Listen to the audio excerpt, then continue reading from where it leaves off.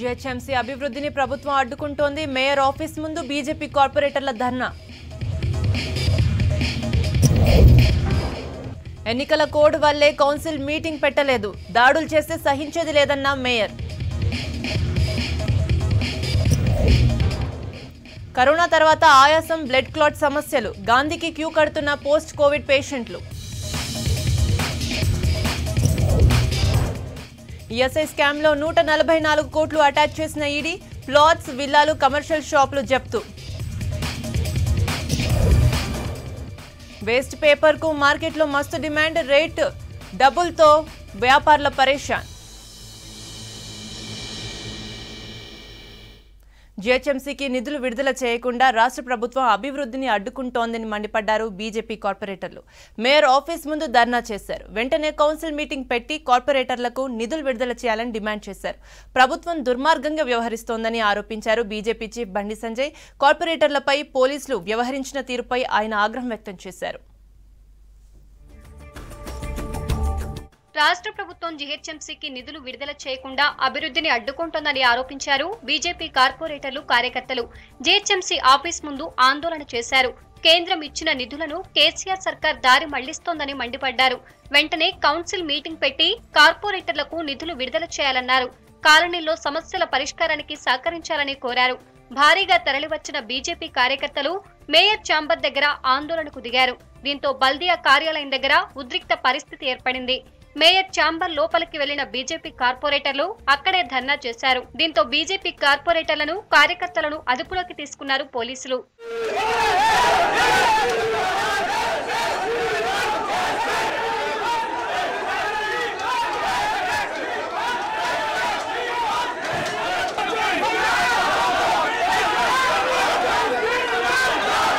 అయ్యా, ప్రజలు ఇబ్బంది పడుతున్నారు. నగరంలో మీరు డల్లాస్ అన్నారు, మీరు మాయ మాటలు చెప్పారు. దయచేసి ఈరోజు కౌన్సిల్ సమావేశం ఏర్పాటు చేయండి. కార్పొరేటర్లకు బడ్జెట్ ఇవ్వండి. మీరు పక్కదోవ పట్టించిన కేంద్రం ఇచ్చిన 1400 కోట్ల లెక్క చూపించండి. దయచేసి స్టేట్ బడ్జెట్ నుంచి మాకు జీహెచ్ఎంసీ బడ్జెట్గా 1400 కేటాయిస్తే ఈరోజు నగర ప్రజలు ఇబ్బంది పడుతున్నారు. వర్షాకాలం, ఎండాకాలం అనకుండా వాళ్ళ సమస్యలు తీర్చడానికి మేము ముందుంటాం. దయచేసి కౌన్సిల్ సమావేశం ఏర్పడి మా సమస్యలు ఇవ్వమంటే కూడా ఈరోజు మేయర్ గారు కావచ్చు, టీఆర్ఎస్ ప్రభుత్వం కావచ్చు, కమిషనర్ కావచ్చు, పూర్తి నిర్లక్ష్యం వైఖరి వహిస్తున్నారు. మేయర్ ఆఫీస్ పై బీజేపీ నేతల దాడి దిగటం దారుణమన్నారు జీహెచ్ఎంసీ మేయర్ గద్వాల్ విజయలక్ష్మి. ఎన్నికల కోడ్ వల్లే కౌన్సిల్ మీటింగ్ పెట్టలేకపోయామన్నారు.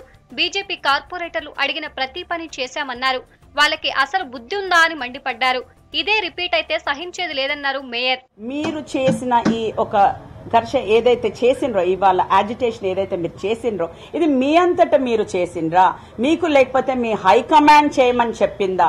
అది నేను ఒక సూటిగా మిమ్మల్ని క్వశ్చన్ అడుగుతున్నాను. ఎందుకంటే ఈ 1 year లోపల కూడా మనం ఎప్పుడు మన మధ్యలో, కార్పొరేటర్స్ మధ్యలో కానీ ఒక మేయర్ మధ్యలో ఇట్లాంటి సంఘటన ఎన్నడూ జరగలేదు. 1 year పాస్ అయింది, ఎన్నడూ ఇట్లాంటి సంఘటన జరగలేదు.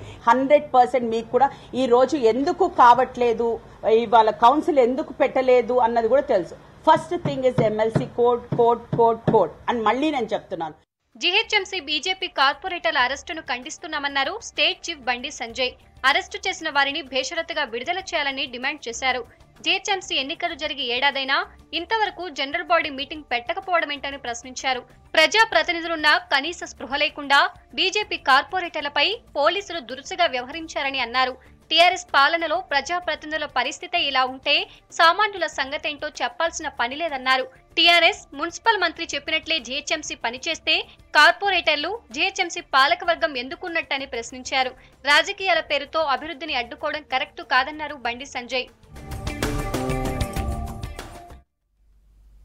మూసీ నది. ఒకప్పుడు ఈ నదిలో నానం వేస్తే పైకి కనిపించేది. కానీ ఇప్పుడు మూసీకి బారెడు దూరంలో ఉన్న దుర్వాసన భరించలేకపోతున్నాం. నది నిండా చెత్తా చెదారంతో, హానికర కలుషితాలతో అత్యంత ప్రమాదకరంగా మారింది. ప్రక్షాళన కోసం ప్రభుత్వాలు కోట్ల రూపాయలు ఖర్చు పెడుతున్నా పరిష్కారం దొరకలేదు. ఈ మధ్య ఓ కార్యక్రమంలో హైకోర్టు చీఫ్ జస్టిస్ మూసీపై చేసిన వ్యాఖ్యలతో మరోసారి ఈ నది చర్చల్లోకి వచ్చింది.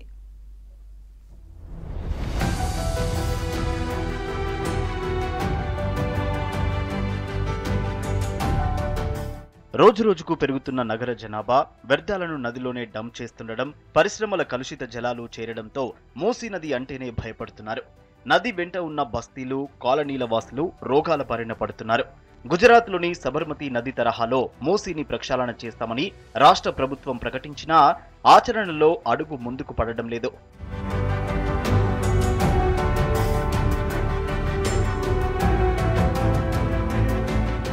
హైదరాబాద్లో కాలుష్యంపై రాష్ట్ర హైకోర్టు ప్రధాన న్యాయమూర్తి జస్టిస్ సతీష్ చంద్ర శర్మ సంచలన వ్యాఖ్యలు చేశారు. నగరానికి వచ్చిన కొత్తలో మూసీ నదిని చూసి తాను మురుగు కాలువ అనుకున్నానని, అది ఒకప్పుడు తాగునీటికి ఉపయోగించేవారని తెలుసుకుని ఆశ్చర్యపోయానని అన్నారు. నాంపల్లిలోని గృహకల్పలో రాష్ట్ర కాలుష్య నియంత్రణ మండలి అప్పీలేట్ అథారిటీ కొత్త ఆఫీసు ప్రారంభోత్సవానికి వచ్చిన చీఫ్ జస్టిస్ నదులు, చెరువులు లాంటి నీటి వనరుల్ని కలుషితం చేస్తున్న వారిపై చర్యలు తీసుకోవాలన్నారు. ఈ విషయంలో కాలుష్య నియంత్రణ మండలి అప్పీలేట్ అథారిటీతో పాటు పోలీసులు కఠినంగా వ్యవహరించాలని సూచించారు.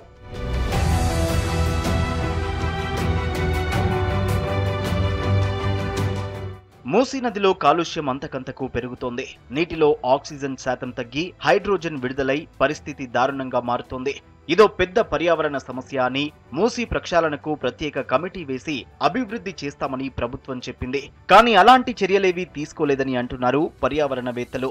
మూసీ పరివాహక ప్రాంతంలో ఎలాంటి ప్లాస్టిక్ పదార్థాలు వేయకుండా, రసాయనాలు అందులో కలవకుండా చూసుకునే బాధ్యత ప్రభుత్వానిదే అంటున్నారు నిపుణులు. సీవరేజ్ క్లీనింగ్ ప్లాంట్స్ ని అవసరమైనవి ఏర్పాటు చేయాలని కోరుతున్నారు.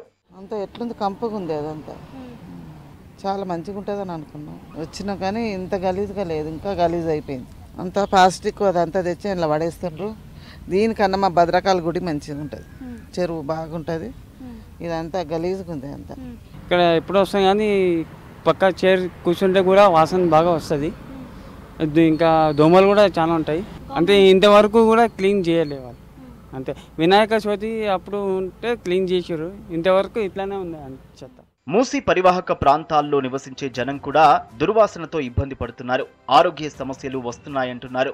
సిటీలో మూసీ ప్రవహించే ప్రాంతాల్లో కొన్ని చోట్ల సుందరీకరణ పనులు చేసినా నది శుభ్రం చేయకపోతే ఏం లాభమని ప్రశ్నిస్తున్నారు జనం.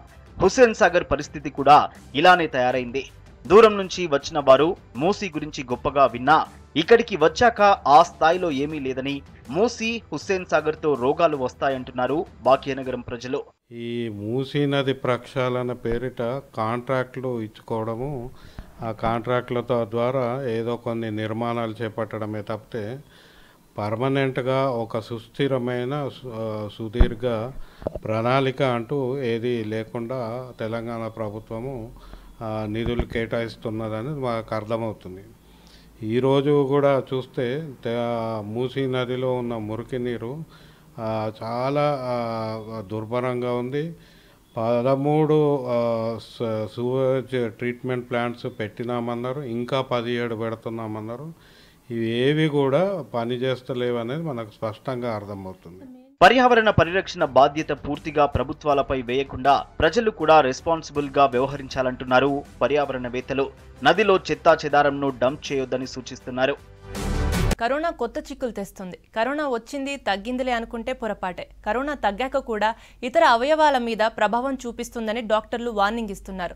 పోస్ట్ కోవిడ్ సమస్యలు పెరగడంతో నెలల తరబడి ట్రీట్మెంట్ పొందుతున్న రోగుల సంఖ్య రోజురోజుకి పెరుగుతోంది. పోస్ట్ కోవిడ్ కాంప్లికేషన్స్ పై స్పెషల్ రిపోర్ట్. కరోనా వచ్చి మైల్డ్ సిమ్టమ్స్తో తగ్గిపోతే పోస్ట్ కరోనాలో పెద్దగా సమస్యలు రావట్లేదు. కానీ కరోనాతో ఆయాసం వచ్చి లంగ్స్లో ఇన్ఫెక్షన్ వస్తే మాత్రం తర్వాత ఆరోగ్య సమస్యలు ఎక్కువగా వస్తున్నాయి. మోడరేట్, సివియర్ సిమ్టమ్స్ ఎక్కువగా ఉన్న వాళ్లలో పోస్ట్ కోవిడ్ కాంప్లికేషన్స్ వస్తున్నాయి. కొందరిలో కరోనా నెగటివ్ వచ్చినా లంగ్స్ ఇన్ఫెక్షన్ తగ్గట్లేదు. లంగ్స్ తో పాటు ఇతర పార్ట్స్ మీద ప్రభావం చూపిస్తోంది కరోనా. దీంతో పోస్ట్ కోవిడ్ బాధితులు హాస్పిటల్స్ కు క్యూ కడుతున్నారు. ప్రస్తుతం హాస్పిటల్స్ లో కరోనా పేషెంట్స్ తగ్గినా పోస్ట్ కోవిడ్ తో వచ్చే వారి సంఖ్య పెరుగుతోంది.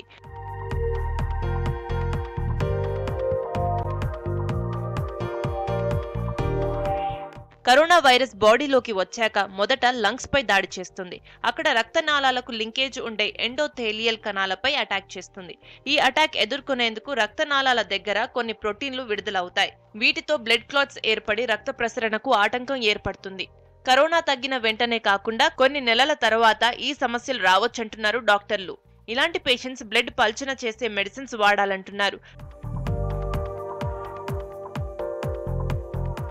కరోనా నుంచి కోలుకున్నాక కూడా 30% మందిలో లంగ్స్ దెబ్బతింటున్నాయి. నాళాల్లో రక్తం గడ్డలు కట్టి లంగ్స్ పాడవుతున్నాయి. ఈ సమస్య కొందరిలో కరోనా వచ్చిన 1-2 నెలలకు బయటపడటంతో పేషెంట్లు వర్రీ అవుతున్నారు.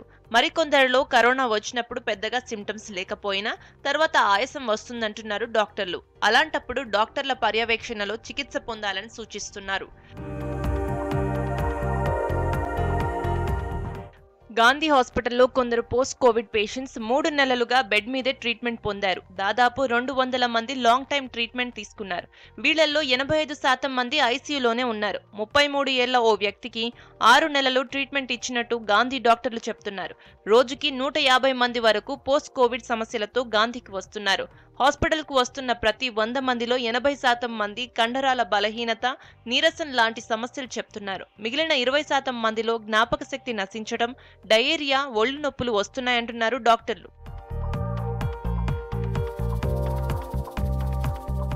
కోవిడ్ నుంచి కోలుకున్నాక మానసిక పరిస్థితి మెరుగయ్యేందుకు యోగా, వ్యాయామం చేయాలని డాక్టర్లు సూచిస్తున్నారు. రోగ నిరోధక శక్తి పెంచుకునేందుకు హెల్తీ ఫుడ్ మంచిదే అయినా విపరీతంగా తినవద్దని చెప్తున్నారు. అలాంటి వారిలో డయేరియా, కడుపు నొప్పి, కళ్ళు తిరగటం, వాంతులు లాంటి ఇతర రోగాలు వస్తున్నాయంటున్నారు డాక్టర్లు. ఇప్పుడు గాంధీ హాస్పిటల్కి వచ్చే పేషెంట్స్ ఎవరు అంటే మల్టిపుల్ కోమార్బిడిటీస్ ఉండి బయట ఆక్సిజన్ కెపాసిటీ సరిపోక వాళ్ళకి వెంటిలేటర్ బెడ్ లేకపోతే సిప్యాప్ కోసం మనం తర్వాత వేరే అన్ని ఆర్గన్స్ డ్యామేజ్ అయినవో ఇట్లా డిఫరెంట్ రీజన్స్ తోటి కాంప్లికేటెడ్ కేసెస్ మనకు వస్తున్నాయి.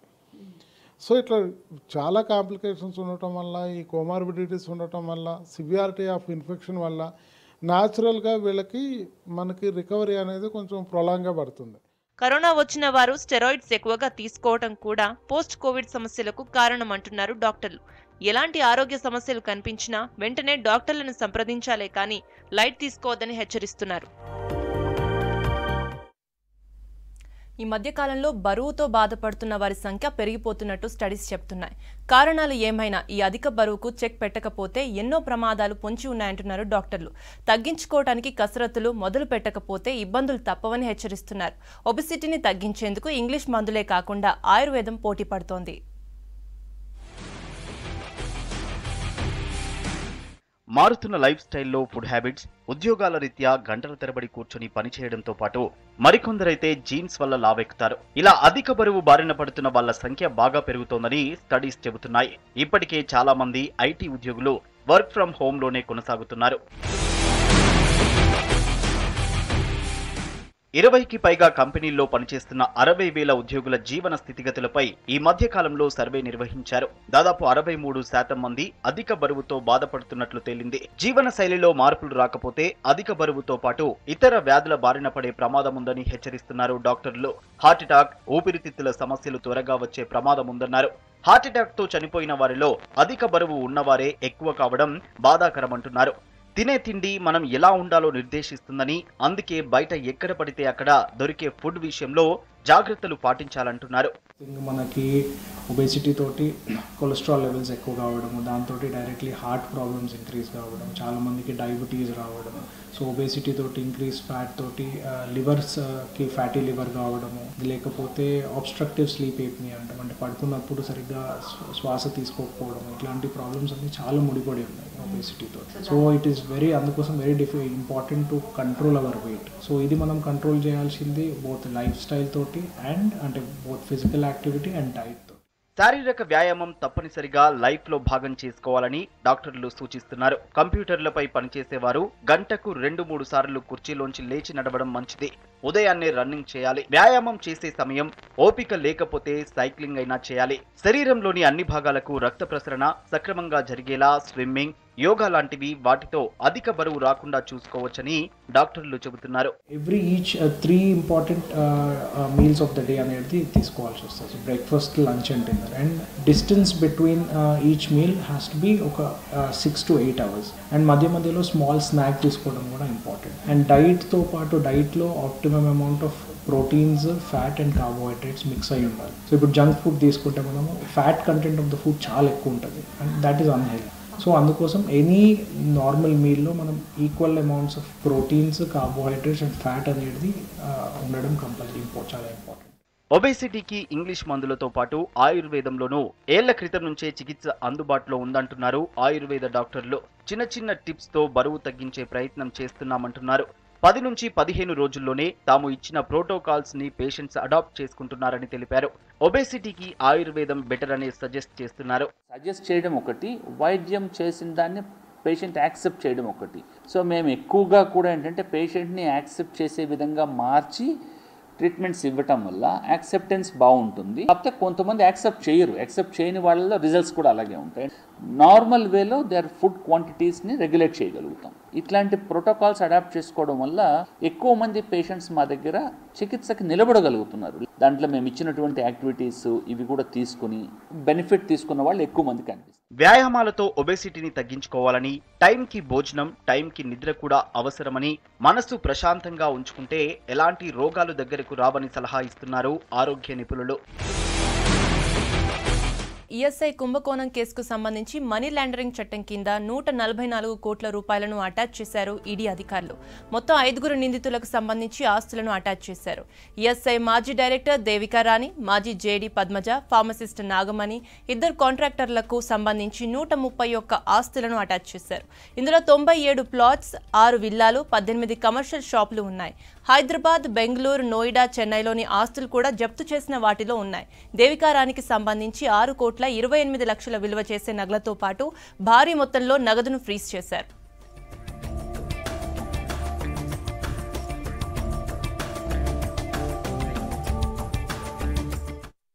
దారుణం జరిగింది. భర్తకు మద్యం తాగించి భార్యపై అత్యాచారం చేశారు. అదే గ్రామానికి చెందిన 2 వ్యక్తులు.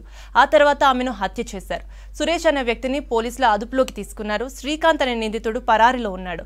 ఘటనా స్థలానికి చేరుకొని క్లూస్ టీమ్, డాగ్ స్క్వాడ్ తో ఆధారాలు సేకరించారు పోలీసులు.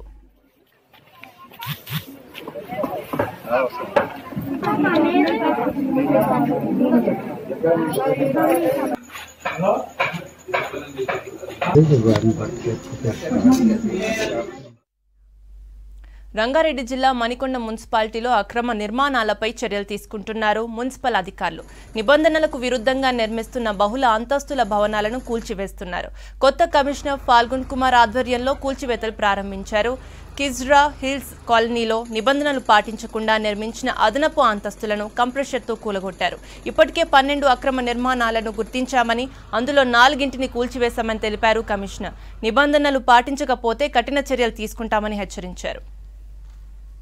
గతంలో కొన్ని అక్రమ నిర్మాణాలు గుర్తించడం జరిగింది. వాటి సమాచారం కూడా మనం డిస్ట్రిక్ట్ టాస్క్ ఫోర్స్ కమిటీకి ఇవ్వడం జరిగింది. అలా ఒక 12 నిర్మాణాలని మనం అక్రమంగా కట్టారని చెప్పేసి గుర్తించడం జరిగింది. అడిషనల్ కలెక్టర్ గారి ఆదేశాల మేరకు ఆ నిర్మాణాలన్నీ కూడా మనం వాళ్లకు డెమాలిష్ చేయడం జరిగింది. గత కొద్ది రోజులుగా డెమాలిషన్ కార్యక్రమాలు చేపట్టాము మణికొండ పురపాలక సంఘంలో. ఇప్పటికీ 4 బిల్డింగ్స్ని మనం డెమాలిష్ చేయడం జరిగింది. ఈరోజు 2 బిల్డింగ్స్ కిజ్రా కాలనీలో డెమాలిష్ చేయడం జరిగింది. టీఎస్ బీపాస్లో పర్మిషన్స్ అన్నీ కూడా ఇవ్వడం ప్రభుత్వం అంతా కూడా సరళీకృతం చేసిన నేపథ్యంలో దయచేసి మీ నిర్మాణాలు అన్నీ కూడా ప్లాన్ ప్రకారం కట్టుకుని. సిటీలో శాంతి భద్రతల పరిరక్షణలో సీసీ కెమెరాలు కీలకంగా మారాయి. మిస్టరీగా మారిన చాలా కేసులను సీసీ కెమెరా ఫుటేజ్ ఆధారంగా కనుక్కుంటున్నారు పోలీసులు. అయితే నగరంలో చాలా చోట్ల సీసీ కెమెరాలు పనిచేయటం లేదు. సీసీ కెమెరాల ఏర్పాటులో ఫోకస్ పెట్టిన పోలీసులు వాటి నిర్వహణ పట్టించుకోవట్లేదు. దాంతో కొన్ని కేసుల పరిష్కారానికి ఇబ్బందులు ఎదురవుతున్నాయి.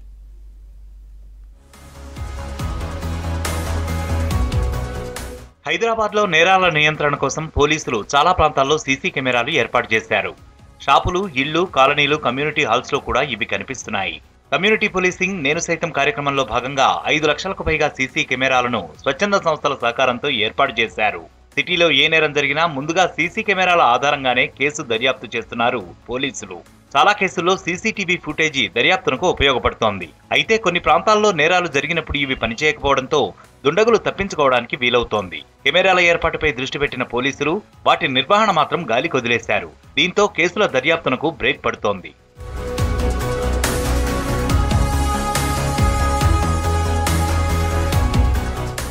పోలీసులు కాలనీలు, సొసైటీల్లో కమ్యూనిటీ కెమెరాల ఏర్పాటు చేయించారు. కానీ వీటి నిర్వహణను అటు కాలనీ అసోసియేషన్లు గాని, ఇటు పోలీసులు గాని పట్టించుకోవట్లేదు. ఒకసారి డబ్బులు చెల్లించి ఊరుకోవడంతో కంపెనీలు సీసీ కెమెరాలను మెయింటైన్ చేయట్లేదు. దాంతో నేరాలను అదుపు చేయడానికి కీలకంగా మారిన సీసీ కెమెరాలు ప్రస్తుతం పనిచేయట్లేదు. చాలా చోట్ల సీసీ కెమెరాలు కనిపిస్తున్నాయి, కానీ అవసరమైనప్పుడు చూస్తే అవి పనిచేయట్లేదన్న విషయం బయటపడుతోంది.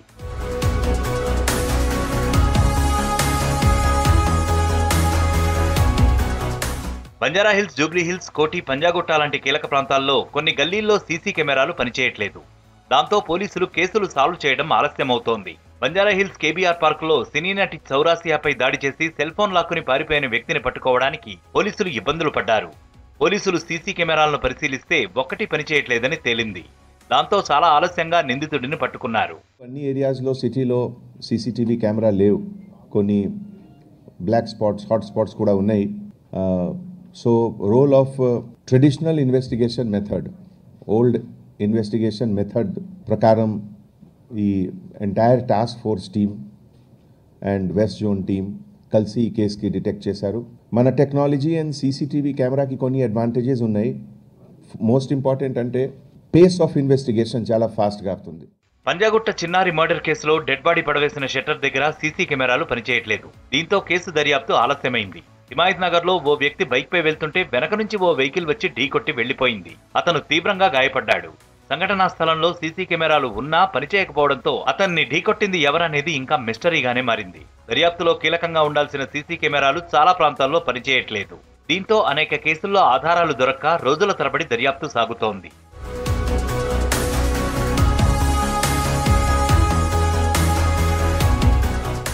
పెద్ద దొంగతనాలు, సంచలనాలు సృష్టించిన కేసులు, హత్యలు లాంటి వాటి విషయంలో పోలీసులు సీసీ కెమెరాలు పనిచేయకపోయినా పాత పద్ధతిలో దర్యాప్తు చేసేందుకు ప్రయత్నిస్తున్నారు. సెల్ ఫోన్ సిగ్నల్స్, పాత నేరస్తుల గుర్తింపు తదితర అంశాలు పరిశీలిస్తున్నారు. కానీ రోడ్డు ప్రమాదాలు, గొడవలు లాంటివి సీసీ కెమెరాల్లో రికార్డు కాకపోతే ఆధారాలు లేవని మూసేస్తున్నారు. దీంతో చాలా మంది ఫిర్యాదుదారులకు న్యాయం జరగడం లేదు. సీసీ కెమెరాల ఏర్పాట్లో చూపించిన ఇంట్రెస్ట్ వాటి నిర్వహణలోనూ ఉండాలంటున్నారు సిటీ జనం. చిత్తు కాగితమే కదా అని చీప్గా తీసేస్తారు. కానీ ప్రస్తుతం కోవిడ్ కారణంగా అదే బంగారం అయింది. 4 బజ్జీలు పొట్లం చుట్టివ్వాలన్నా, ఇడ్లీ, దోశలు ప్యాక్ చేయాలన్నా కాగితం కావాల్సిందే. అలాంటి పేపర్కి కరువు వచ్చి పడింది. కిరాణా షాపులు, టిఫిన్ సెంటర్లు, సమోసా, పాన్ షాపుల్లో వాడే కాగితానికి డిమాండ్ పెరిగింది. స్క్రాప్ పేపర్స్ రేట్లు డబుల్ అయ్యాయి.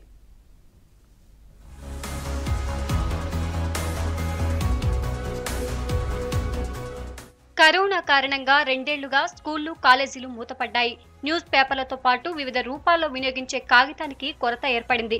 గతంలో 10 నుంచి 15 రూపాయలకు కిలో చొప్పున లభించిన స్క్రాప్ పేపర్ ఇప్పుడు 30 రూపాయలకు చేరింది. చదివి పక్కన పెట్టిన న్యూస్ పేపర్స్, పిల్లలు ఏటా వాడుకునే నోట్ పుస్తకాలు, వస్తువులతో పాటు వచ్చే ప్యాకింగ్ పేపర్, మ్యాగజైన్లు, మెడికల్ బాక్సులతో వచ్చే పేపర్లు, ఇలా ఇళ్లలోకి వచ్చి చేరే కాగితాలని కిలోల లెక్కన స్క్రాప్ బిజినెస్ చేసే వ్యాపారులు కొంటుంటారు. ఇల్లిల్లు తిరిగి కాగితాలు సేకరించి బడా వ్యాపారులకు టన్నుల్లో అమ్ముతుంటారు. కానీ ప్రస్తుతం హైదరాబాద్ లో చిత్తు కాగితం కొరత ఏర్పడడంతో బిజినెస్ 30% పైగా పడిపోయిందంటున్నారు వ్యాపారులు. రోజుకు క్వింటాల్ బుక్స్ అమ్మేవారు ప్రస్తుతం రోజుకు 10 కిలోలు కూడా రావట్లేదంటున్నారు. ఎంత తిరిగినా దొరకలేదు, షాపులలో కూడా వస్తలేదు. చాలా తగ్గిపోయింది బిజినెస్, ఏం వర్కౌట్ అవుతలేదు, కిరాయిలు వెళ్తలేవు. పేపర్ వేసుకుంటలేరు కదా, మా కరోనా వచ్చిన నుంచి వెళ్ళి పేపర్ ఇప్పుడు మళ్ళీ పేపర్ రేటు కూడా ఎక్కువ పెంచారు. అప్పుడు 5 రూపాయలు 4 రూపాయలు ఉన్న పేపర్ ఇప్పుడు 10 రూపాయలు అయింది. కొత్త పేపర్ కూడా చాలా మంది మొత్తము ఇంటర్నెట్లనే చూసుకుంటారు, ఇక పేపర్ వేసుకుంటలేరు ఎక్కువ. మేము చిత్తు కాగితాలు, బుక్స్, పేపరు, అట్టలు, ఇనుప సామాను, ప్లాస్టిక్ ఇట్లా ఇవన్నీ తీసుకుంటాం అమ్మ, చిల్లర సామాను. ఇంతకుముందు క్వింటల్ అంటే వచ్చేది, రోజు 10 కిలోలు కూడా వస్తలేవు ఇప్పుడు. బేగం బజార్, కోఠి, మలక్పేట్, అంబర్పేట్ తదితర ప్రాంతాల్లోని హోల్సేల్ వ్యాపారులు గతంలో రోజుకు 250 టన్నుల వరకు చిత్తు కాగితాలు కొని ఎగుమతి చేసేవారు. కానీ ఇప్పుడు హైదరాబాద్ నుంచి 150 టన్నుల చిత్తు కాగితాలు కూడా దొరకట్లేదంటున్నారు. పైగా హోల్సేల్ వ్యాపారులకు కిలో 15 రూపాయల చొప్పున పడితే బజ్జీ కొట్టు, సమోసాలు, టిఫిన్ సెంటర్స్ వ్యాపారులకు కిలో 30 నుంచి 35 రూపాయలు పడుతుందంటున్నారు. ఇంత రేటు పెట్టి చిత్తు పేపర్ ఎప్పుడు కొనలేదంటున్నారు. हम पेपर लेते हैं, पहले 10 रुपीज़ 15 था, 20 था, अभी आज की डेट में 25-30 रुपीज़ है. बहुत महंगा, कोरोना की वजह से ये हो रहा है ज़रा. हाँ, कोरोना की वजह से लोग कोई भी पेपर नहीं खरीदे, नहीं किसी के घर में नहीं डालते थे भी थे, बंद हो गया था फिर. उसके बाद में अभी हल्लू चालू हुआ है तो रेटा बढ़ा दिए पूरा. और हमारे को कंपलसरी पेपर लगता है. हाँ, पार्सल खरीदे लगता है. 15 का, 20, 25 का, 30 दे के भी हम लेते हैं, ऐसा बात नहीं है. लाना पड़ता क्योंकि हमारे को जरूरी है, ग्लास साफ करो, पेपर पार्सल करो, कुछ भी करो, बहुत काम जरूरत पड़ती है। రోజు డైలీ 1 కిలో పోతుంది. ఫిరం చాలా అయింది, తక్కువ కావాలి. వాళ్ళే ఫిరం చేసినారు, ఇంకా ఏం లేదు. 15-20 ఇస్తుండే, ఇప్పుడు 30 రూపాయలు చేసినారు. దొరుకుతున్నది, పేపర్ అయితే దొరుకుతున్నది, ఫిరం దొరుకుతున్నది. కాగితం తిరిగి మార్కెట్లోకి రావాలంటే స్క్రాప్ పేపర్ మిల్లులకు వెళ్లాల్సిందే. కానీ తగినంత స్క్రాప్ అందుబాటులో లేకపోవడంతో కాగితం ఉత్పత్తిపైన ప్రభావం పడుతోంది. సేకరించిన కాగితం గోడౌన్లకు చేరకుండానే టిఫిన్ సెంటర్లు, కిరాణా షాపుల వాళ్ళు కొనుక్కెళ్తున్నారంటున్నారు వ్యాపారులు. మొదటిసారిగా నిజాం కాలేజ్ కాన్వకేషన్ డేని ఘనంగా నిర్వహించబోతున్నామన్నారు college principal Narayana. Nizam college ఇంతవరకు కాన్వకేషన్ డే నిర్వహించుకోలేదన్నారు. 2022 జనవరి మొదటి వారంలో కాన్వకేషన్ డే నిర్వహిస్తామన్నారు. 2015 నుంచి ఈ ఏడాది వరకు నిజాం కాలేజీలో చదివిన BA, BCom, BSc, BBA చదివిన విద్యార్థులకు కాన్వకేషన్ డే రోజున పట్టాలు అందించబోతున్నట్టు తెలిపారు. ఈ సందర్భంగా నిజాం కాలేజ్ కాన్వకేషన్ బ్రోచర్ని ఆవిష్కరించారు కాలేజ్ ప్రిన్సిపల్ సిబ్బంది.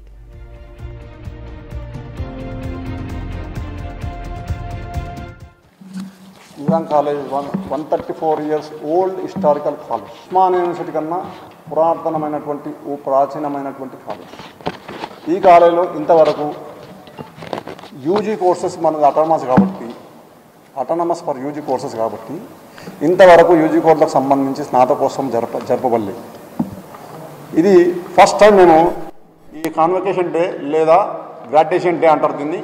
ఈ గ్రాడ్యుయేషన్ డేని జనవరి 1st వీక్లో జరపాలని నిర్ణయించాం. అంతేకాకుండా మా యొక్క విద్యార్థులకు మంచి అవకాశం ఇది.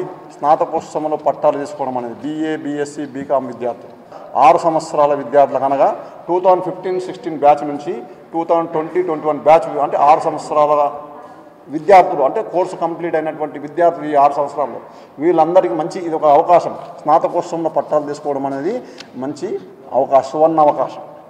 సో ఈ అవకాశాన్ని విద్యార్థులందరూ సద్వినియోగం చేసుకొని ఈ స్నాతకోత్సవంలో రిజిస్టర్ చేసుకొని పాల్గొనాలని, ఈ కాన్వకేషన్ని జయప్రదం చేయాలని కోరుకుంటున్నాం. హైదరాబాద్లో డాబా గార్డెనింగ్, ఇంటీరియర్ గార్డెనింగ్ పై జనం ఇంట్రెస్ట్ చూపిస్తున్నారు. చాలా మంది ఇళ్లలో మొక్కలు పెంచుకుంటున్నారు. కరోనా తర్వాత మొక్కలంటే ఇంట్రెస్ట్ కూడా పెరిగింది. వంటింట్లో, డైనింగ్ టేబుల్ మీద, టీవీ పక్కన, మెట్ల పక్కన ఇలా చిన్న కుండీల్లో పెంచుకునే మొక్కలు సిటీ నర్సరీల్లో దొరుకుతున్నాయి.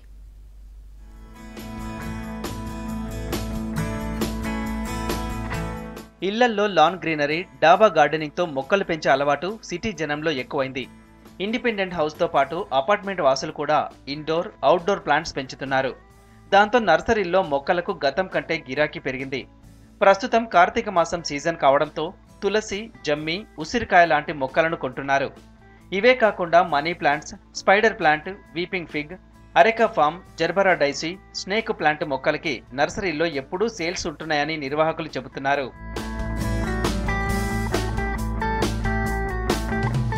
నర్సరీలకు జూన్, జూలై నెలల్లో ఉన్న బిజినెస్ ఇప్పుడు ఉండదని చెబుతున్నారు నిర్వాహకులు.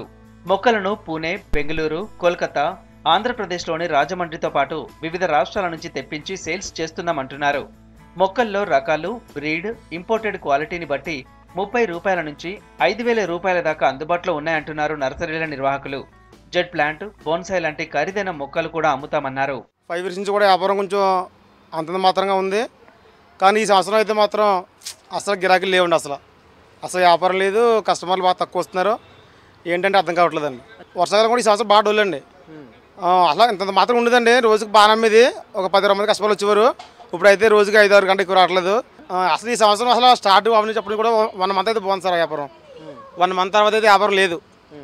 1 month అయితే ఫస్ట్ స్టార్టింగ్ జూన్, జూలైలో అయితే పర్లేదు కొద్దిగా. ఇంకా అప్పటి నుంచి అయితే వ్యాపారం అసలు లేదు, బాగా డల్ ఉంది వ్యాపారం. నర్సరీలో దేశీయ మొక్కలే కాకుండా విదేశాల నుంచి వచ్చినవి కూడా ఉన్నాయి. అయితే విదేశాల నుంచి దిగుమతి చేసుకున్న మొక్కలు ఇక్కడి హీట్ తట్టుకోలేక వాడిపోతాయి. అందుకే వాటిని కాపాడుకోవడానికి జాగ్రత్తలు తీసుకుంటున్నట్టు నర్సరీ నిర్వాహకులు చెబుతున్నారు. కస్టమర్లు అడిగిన దాన్ని బట్టి ఎప్పటికప్పుడు కొత్త రకం మొక్కల్ని అందుబాటులో ఉంచుతున్నామన్నారు. కరోనా టైంలో అన్ని రంగాలు దెబ్బతిన్నా హెల్త్ కాన్షియస్తో జనం మొక్కలను ఎక్కువగా కొనడంతో తమ బిజినెస్ బాగా నడిచిందంటున్నారు నిర్వాహకులు. అంటే మనకి ఈ మధ్యకాలంలో వ్యాపారం అనేది కొంచెం డల్గా ఉందండి. ఎందుకంటే కోవిడ్ వస్తడం వల్ల దాని గురించి జనాల దగ్గర ఎవరి దగ్గర కూడా మనీ లేకపోవడం వల్ల ఇబ్బందిగా ఉండటం వల్ల మాకు కూడా బిజినెస్ అనేది తగ్గిందండి. దానివల్ల ఏదో అలాగా నామకరంగా నడుస్తున్నాయి. ఇప్పుడైతే కొద్దిగా ఫ్లవర్స్ అనేవి వచ్చినాయండి. శామంతి, బంతి, పిటోనియా, సాలియా, ఇంప్రెషన్స్ రకరకాల పూల మొక్కలు అనేవి వచ్చినాయండి. అన్ని రకాలు ఉన్నాయి. కాకపోతే బిగినర్స్ అనేది ల్యాప్టాప్ కొంచెం తక్కువగా ఉంది బిగినర్స్. బిఫోర్ 50 వరకు వచ్చేది, ఇప్పుడు 80-90 వరకు చెప్తున్నారు. ఏదో ఒక 10 రూపీస్ 15 రూపీస్ అంతవరకే తగ్గిస్తున్నారు. పర్టికులర్గా ఇంత అయితే తీసుకోండి లేకపోతే లేదని వాళ్ళ డిమాండ్ వాళ్ళు చూపిస్తున్నారు. ప్లాంట్స్ అదొకటి ఇక్కడ చాలా బాగా పెరుగుతాయి, గ్రోతింగ్ అన్నది చాలా బాగుంటుంది, వీళ్ళ కేరింగ్ బాగుంటుంది. నెక్స్ట్ మేము తీసుకునేటప్పుడు కూడా వాళ్ళు కొంచెం మాకు టిప్స్ చెప్తారనమాట. ఈ ప్లాంట్ ఎలా యూజ్ అవుతుంది, దీనికి ఎలా వాటర్ కేరింగ్ ఎలా చేయాలి, అలా చేయాలని చెప్తారు. అవి సజెషన్ అయితే బాగా ఇస్తారు. వాళ్ళు చెప్పినట్టు మేము చేయడం మాకు చాలా హ్యాపీగా అనిపిస్తుంది. గతంలో 35 రూపాయల లోపు వచ్చే పూల మొక్కలు ప్రస్తుతం 60 రూపాయల దాకా పెరిగాయని అంటున్నారు కస్టమర్లు.